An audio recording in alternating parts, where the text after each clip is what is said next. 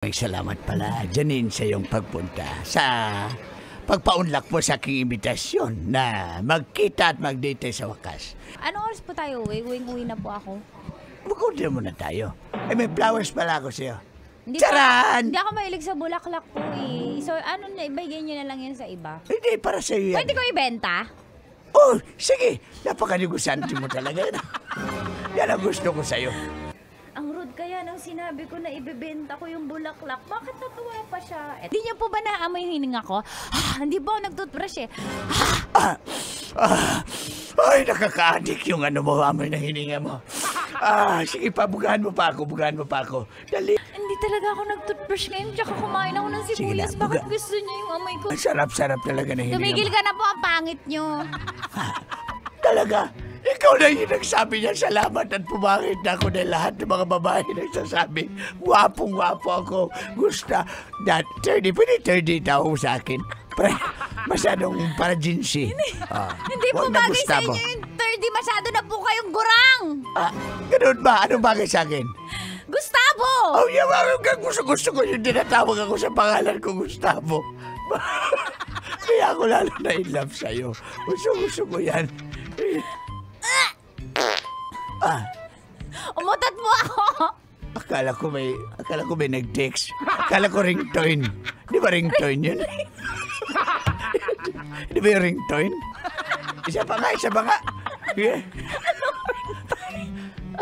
Yung sa cellphone, ringtone.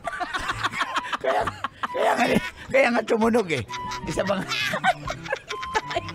Ayan. Uy, ang ganda ng ringtone ng cellphone mo. Ringtone, di ringtone! Ringtone, pinalitan na pala. Sorry lang. Bakit ganun? Yan ang gusto ko talaga. Bakit ganun? Umutot na nga ako sa harap niyan.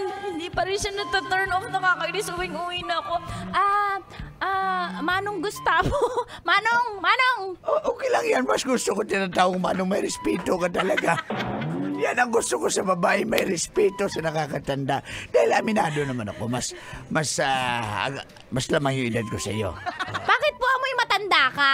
Kasi nga matanda na ako. Ang galing mo talaga, matalino. Yun ang gusto ko sa babae, matalino. Hindi, bobo po ako. Magtanong ka po. Magtanong ka. Magtanong ako. 1 plus 1. 7! Yan ang gusto ko.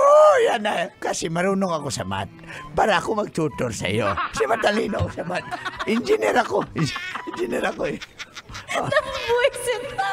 Gusto ko lang magmura. Paano magagawin ko para mapadali tong date? Lalabat Hindi niyo po ba siya. itatanong ang body count ko kung ilan ang nakatikim sa akin lalaki? Tanong niyo po. Ilan?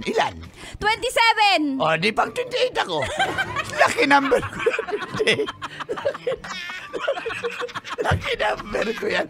Sakto ako yung pang 28. Lucky number ko yan. Kasi birthday ko, 28 din. Sakto. Ano ba? Waiter, halika. Waiter! May the power vested in me. Ako ang kukuha na yung order. Tokwa po. Tofu. Stuffed kangkong with tofu po ba kayo? Nako, ma'am. Wala namang ganun dito sa aming kainan, ma'am. Sa aming restaurant. Wala pong ganyan, ma'am. Ayoko na dito. Gusto Teka lang. mo, alis na tayo dito. Wala naman pala dito. Ba't dito mo ako dinala? Brother, gawan mo ng paraan. May 10,000. Ma'am, mayroon pala tayong kangkong dyan na topo. Ako nang bahala, ma'am. Paano nangyari kanina? Wala Ma'am, nag-grow. Nag-grow na sila sa backyard.